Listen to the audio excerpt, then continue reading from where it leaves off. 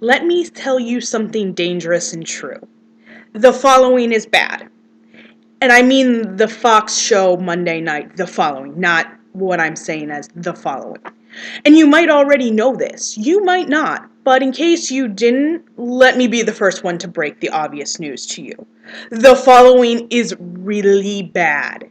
And I'm not going to say it sucks because I think that it has some real potential and there are some decent things about it, but it's bad. It's like cutting old ladies in bus queues while it's raining bad, which is upsetting because, like I said, it has some real potential. The following, oh, how I love thee, let me count the ways. There are two. First being Joe Carroll, who is played by James Purefoy, who is a god, and as far as I'm concerned, the show would be beyond epic with him just walking around in tight black jeans and an open button-down shirt while killing people and growing his cult. What's wrong with the show about that, I ask you?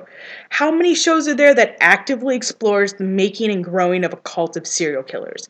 Outside of Helter Skelter, which, like half the internet, is too young to know about anyways. The plot. The plot has some real meat to it. A cult full of serial killers willing to do a madman's bidding? How scary and awesome is that? Answer, really scary and awesome. Let's throw in a tormented ex-FBI agent with a drinking problem and spruce things up a bit. Why not? Everyone loves a Kevin Bacon shit show. Props to him, by the way, who has looking weathered down to an art form. Also, apparently I thought my postcoital conversation was bad, but who busts a nut, takes a pull from a vodka bottle on the bedstand, and then says, I'm already dead? Wow. Wow. That's rough. That's real rough right there. And yeah, no, thanks. I didn't need that afterglow anyways. Some pretty solid material to work off of. So where did it go wrong? Three ways. First, Edgar Allan Poe? This was unnecessary. Why do we need to explain why bad people do bad things? And with such a huge cliche. He's a lit professor. Of course he's obsessed with Poe. And Poe is obsessed with death. So yeah, bro, why not write Nevermore on the wall in blood while escaping with a kidnapped victim? Because Poe. Side note, the Poe masks were creepy as shit, and they were only used in at least 2 episodes. Second, someone said, hurry up now. Seriously, do all these episodes take place over the span of a week or two? Because that's what it seems like. Plot takes a back seat to the idea of how much blood and sex can we squash into the episode.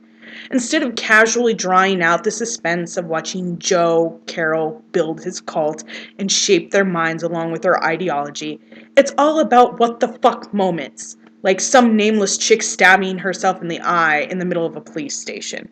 Or the gay couple that is not really gay but kidnaps the only surviving victim of Joe Carroll and escapes from the cops.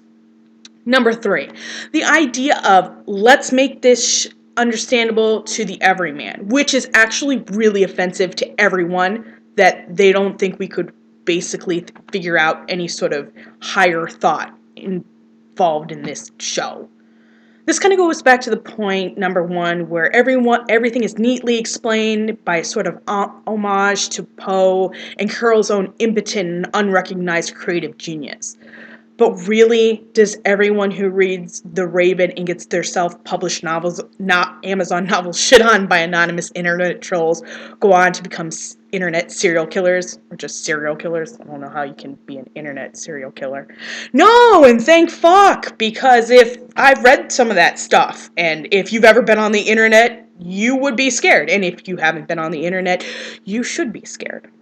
The writers could have explained Joe's background in an interesting way, and maybe they will in season 2, if he survives that long, and if they can call in to give a fuck. But back to the making things understandable for the everyman, and making things so fucking obvious that a toddler could see it coming. It's not mentally challenging at all. There are no complex twists and turns, and every next stepping stone to the quote-unquote plot is so easy and right in front of your face that it takes away any excitement in figuring it out.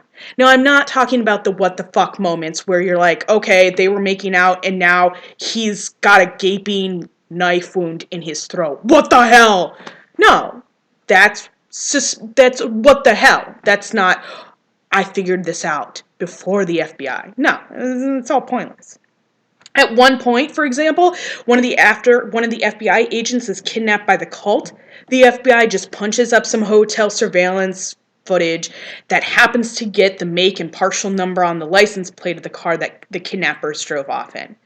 They run it through their little database and a list of potential matches comes up, like 8.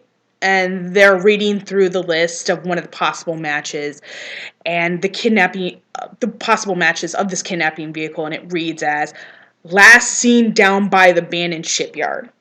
And Kevin Bacon's like, yep, right there. That's totally it, right there. And all the FBI agents are like, how do you know? Seriously, guys? He just got kidnapped. Where are you going to take him? Chuck E. Cheese? No, you take him to the abandoned shipyard where nobody's going to bother you. Like, what kind of amateur hour shit is that? And it's not just the FBI agents. The cult members who beat the crap out of the FBI agent aren't wearing masks because apparently they are born winners. And even worse, the whole mastermind of the cult, Joe fucking Death is Beautiful Carroll, turns into the stupidest fuck that ever did fuck in the most recent episode. In a house full of hostages, bleeding from a wound in his side, he unties his wife, who stabbed him in the first place, so she can, wait for it, open up a bottle of wine. And then he leaves her untied. This is while he has 2 fellow cult members in the house with him. He could have called out to them and waited 15 seconds for one of them to show up. Instead, he unties his wife, who stabs him again with a fork, unties all the hostages, and then runs off. And this is the asshole that other assholes are supposed to be following. At some point, I would begin to question his leadership abilities. Just saying. What makes me so mad is that it had potential. Potential that it has been squandered, in my opinion, and maybe it will utilize that in the next season, but I highly doubt it. Fox sees that it has sort of an okay thing going for it with the blood, sex, and what the fuck that is the holy trinity of the following. So why break up the band? Side note. Fox, why are you so content on sucking so much mediocre cock? Probably because you can't swallow a load and say the word dignity at the same time. Good serial killer shows can be done. They are being done right now. So I don't feel like it's asking the writers of Fox to give a fuck about the content of this show is a whole lot to ask for. I also feel like mocking and despising simple shows that refuse to exhibit intelligence is well within my right as a sort of TV watcher. There are shows that are smart and wicked and have great, rabid, dedicated audiences. So why are you not pushing your writing talent to give you some of the same? The following is like that really hot mess of a chick around 7 a.m. Saturday morning. Sometime the night before, she had it going on with her hair and her nails did, dress looking tight and face all in place. And somewhere in between the hours of last night and Saturday morning, bad decisions were made. Maybe a few too many punch bowls at Uncle Fatty's. And you know what? That's fine. Shower, maybe get some coffee, crawl into bed, get your shit together. The same goes for you, the following, and if you keep up with your hot walk of shame, I'm going to keep judging you and calling you out on your shit. As for you, James Purefoy, well, you just stay fine.